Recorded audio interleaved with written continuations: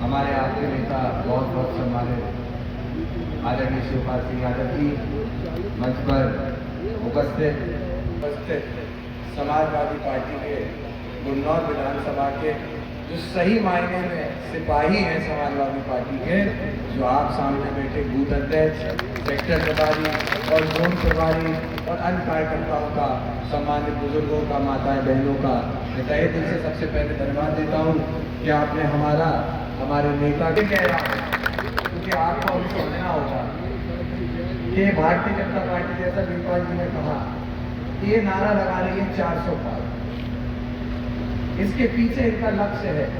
देखिए बात मैं आपको समझिए, भारतीय जनता पार्टी अगर अपना हाथ भी उठाती तो उसके पीछे भी लक्ष्य है। अगर किसी नेता को उठाती है या किसी समाज को उठाती है तो उसके पीछे भी उसका लक्ष्य होता है। तो ये हमें समझना है कि ये 400 पार का नारा है, कहीं ना कहीं संसद में जब 3/4 से ज्यादा का बहुमत एक पार्टी के पास आ जाता है तो वो संविधान को भी बदलने की ताकत रखता है। इसीलिए ये 400 पार का नारा भारतीय जनता पार्टी इनके लिए सबसे बड़ी दिक्कत यही है कि चुनाव की प्रक्रिया ही खत्म हो जाए। देश एक लोकतांत्रिक देश है, हमें आपको समझना होगा लोकतंत्र, हम आपको वोट करने का अधिकार हो, इससे लोकतंत्र नहीं होता। वोट करने का अधिकार तो रूस जैसे और कोरिया जैसे देशों में जहां तानाशाह है वहां भी वोट पड़ते हैं, तो वहां तो 100% पोलिंग होती है, लेकिन जीतता उनका राजा ही है। तो वोट देना संविधान का अधिकार नहीं है। लोकतंत्र असलियत में होता है कि मैं अगर इस मंच से खड़े होकर अपनी सरकार से सवाल पूछ सकता हूं, अपने नेता से सवाल पूछता हूं, उसको लोकतंत्र कहा जाता है। ये लोकतंत्र। तो इसीलिए आज जरूरत हमें आपको इस बात की है, इस बात को समझने की है कि आप हमें एकजुट होना होगा। इस गुन्नौर की खास करके अगर हम आज बात करें, क्योंकि हम यहीं, इस गुन्नौर का बहुत पुराना इतिहास रहा है समाजवादियों के साथ, नेताजी के साथ रहा है, आदरणीय प्रोफेसर राम गोपाल यादव जी के साथ रहा है, और एक बार नहीं 2 धर्मेंद्र यादव जी को इसी गुन्नौर ने ऐतिहासिक जीत दिला के संसद में भेजने का काम किया। इस बात को याद रखिएगा। निश्चित ही तीसरी बार जब चुनाव हुआ कुछ दिक्कतें हुई थी, कहीं पे दिक्कतें ये भी थी। मेरी बात देखिए, एक तो सबसे पहले हम छोटे हैं, तो अगर मेरी बात किसी को बुरी लग जाए तो मैं परिवार का समझ के मुझे माफ कर देना, लेकिन कहीं ना कहीं हम ओवर कॉन्फिडेंस में थे 2019। इस बात को समझिए, और साथ में आप एक बात भी समझिए कि हम सब लोग कहीं ना कहीं जब 1992 में नेताजी ने पार्टी की स्थापना की, जब समाजवादी पार्टी बनी, कोई समाजवादी पार्टी का मूल वोट तो था ही नहीं उसमें। यादव वोट भी जो होता था कांग्रेस को वोट करता था कि नहीं करता।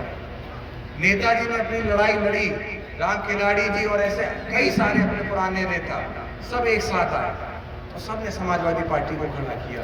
कांग्रेस का जो मूल वोट था उसको तोड़ा, इधर से जनता दल का वोट था उसको तोड़ा। इस तरीके से एक समावेश बनाया और इस समाजवादी पार्टी को, आपकी पार्टी को आज इतना मजबूत कर दिया कि उत्तर प्रदेश में कांग्रेस से अगर बीजेपी से अगर कोई भी पार्टी लड़ रही है तो आपकी समाजवादी पार्टी लड़ रही है, अन्यथा कोई पार्टी नहीं। स्थिति तो ये हो गई कि वो नेता जो आज से 3 महीने पहले पानी पी पी के बीजेपी को गाली देते थे, आगे मुख्यमंत्री को गाली देते थे, आज उन्हीं के साथ जाके मंत्री बन गए हैं, उन्हीं के साथ जाके बैठे। तो क्या उन्होंने अपने समाज या अपने पार्टी के कार्यकर्ता के साथ धोखा नहीं किया? साथ ही 2019 की मैं बात करूं, हमारी छोटी लड़ाइयाँ कुछ नहीं। आप देखिए, कोई अन्य समाज, पिछड़ा समाज जो होते हैं, जो पिछड़े समाज, उनमें से किसी भी समाज के किसी भी आदमी को, भले ही आप हम जानते भी ना हो, किसी को भी पार्टी टिकट दे देती है, पूरा समाज एक हो जाता है।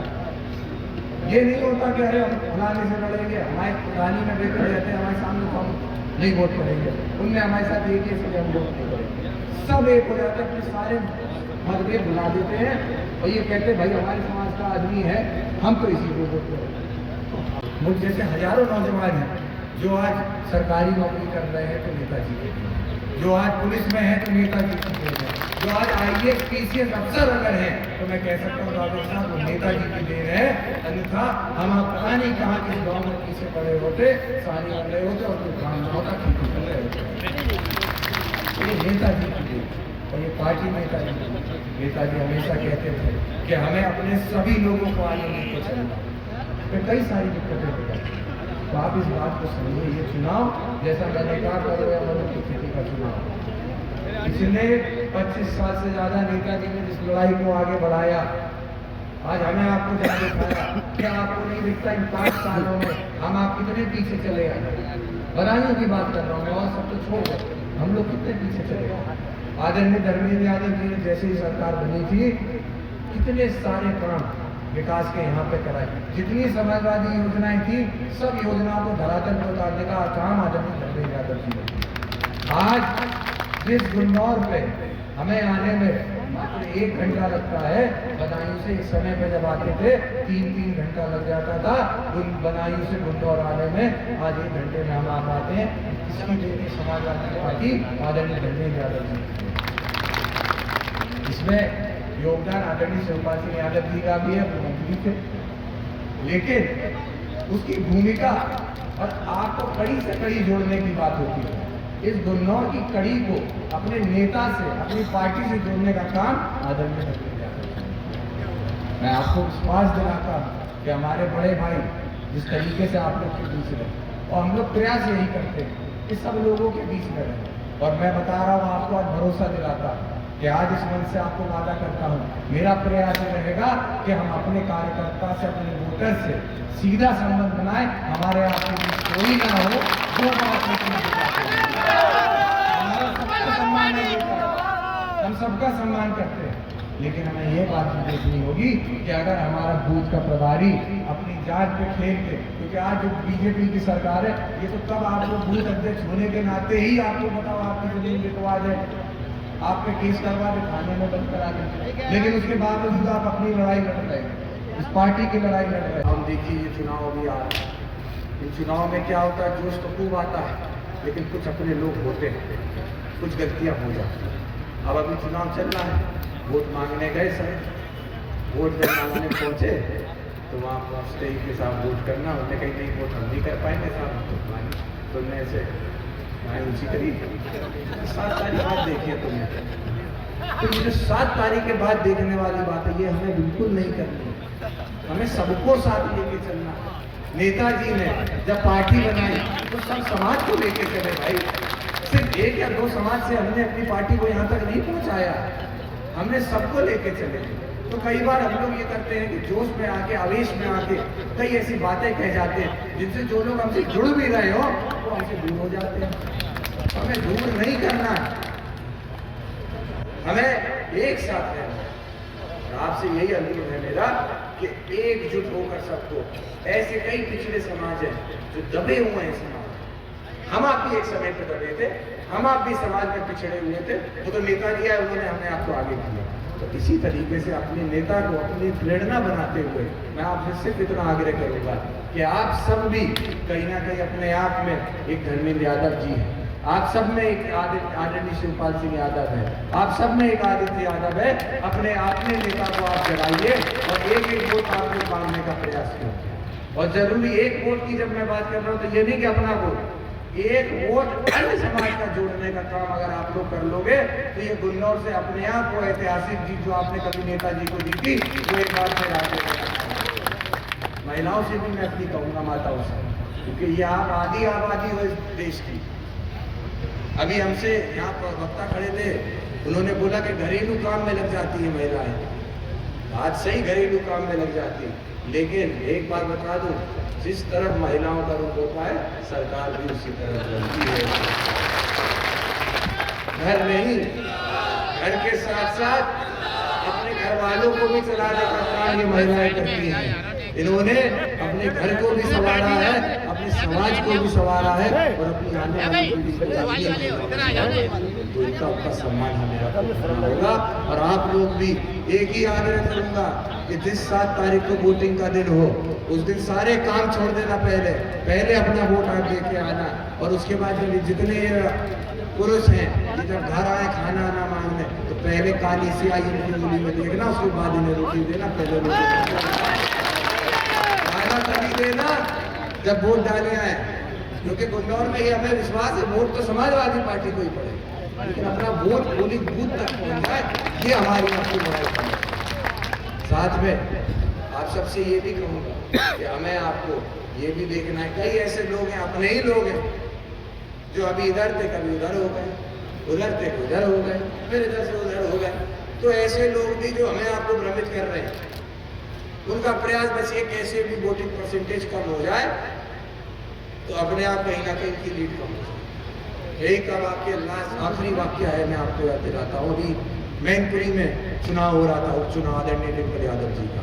हम लोग गए गाँव में, वहाँ मूलतः जो गांव के वोटर थे यादव थे और मुसलमान वोट थे ज़्यादा, अन्य जाति में थी, लेकिन और ये यही वोट थे मूलतः। तो हमने पूछा साहब किसको वोट करोगे, वोट मांग रहे थे डोर टू डोर, किसको वोट करोगे? तो लगे साहब हम लोग तो बीजेपी को वोट कर रहे हैं। हमने कहा अरे आप यादव थे, हमने कहा आप यादव, आप कैसे साहब उधर बीजेपी को वोट कर रहे हैं? कि नहीं साहब ऐसी बात, ये समस्या वो समस्या। तो हमने उनसे एक ही बात कही, हमने कहा कि आप हो यादव और आप मैनपुरी लोकसभा के, तुम खूब अपनी उंगली और अपनी हथेली काट के उन्हें दिखाई दो हमारा खून लाल है और बीजेपी को वोट करें। तुम दूर से चलते आओगे जब बीजेपी वाले तुमसे कहेंगे वो याद है मैं तो सफाई के वोटर है, तो तुम कितना वोट दे देना, लेकिन आपकी गिनती हमेशा नेताजी के संग की गिनती होनी है। हमें आपको कभी भी अपना साथ गिन ही नहीं सकते। आदित्य यादव, देखिए भ्रमित कैसे करते हैं। अभी इन्होंने पीछे लखनऊ में एक सम्मेलन करा दिया यादवों का, यादव महासभा। पहली चीज तो जो असली यादव महासभा उसमें कोई था ही नहीं। उसके बाद उसमें जो अभी अभी मुख्यमंत्री इन लोगों ने बनाए हैं एमपी के, यादव ही है, अच्छी बात है, उनको बनाया अच्छी बात है, ठीक है। लेकिन देखिए उसमें भी उन लोगों ने चाल तो वही है कि भाई हम जिसको भी कुछ करेंगे पहले उससे कुछ लेंगे तब उसको कुछ देंगे। तो उन्हें वोट लेना है आदमियों का, तो उन्हें मंत्री बना दिया। और साहब जब वहाँ मीटिंग में पहुंचे, पत्रकार पहुंचा, एक पत्रकार ने वहाँ पूछी लोगों से कि साहब कौन से समाज के, तो वहाँ यकीन मानना उसने 100 से पूछी तो 100 में 98 ने कही क्या वो समाज का, वो समाज कोई यादव समाज का नहीं। तो ये सिर्फ भ्रमित करने के लिए ऐसी ऐसी चालें चलेंगे कि हम आप उसमें फंस ना जाओ, तो इसमें हम आप ना फंस। प्रयास यही करना कि हमें आपको जिस तरीके से नेताजी एकजुट करके गए थे, याद करिए वो समय जब आदरणीय शिवपाल सिंह यादव जी अपने परिवार में विघटन हुआ, एक अलग घर चला गया, एक अलग घर चला गया। सबसे बड़ा नुकसान आदरणीय शिवपाल सिंह यादव जी का या समाजवादी पार्टी का नहीं हुआ। सबसे बड़ा नुकसान अगर किसी का हुआ था तो पार्टी के वर्कर का नुकसान हुआ सबसे ज्यादा। अगर किसी को, और जैसे ही एक हुए सबसे ज्यादा खुशी परिवार को हुई सो हुई, सबसे ज्यादा खुशी अगर किसी को हुई थी तो अपने लोगों में जो आखिरी वर्कर होता है, जो गांव में पोलिंग में बैठता है, उसको खुशी हुई कि हाँ कोई उम्मीद है हमारी आगे की। तो इस उम्मीद को आप लोग बनाए रखो। बाकी लड़ाई तो आपने इतना सक्षम यहाँ नेताओं को कर दिया आपने कि यही लड़ाई कर देंगे। और जो छोटी आपकी कचहरी तहसील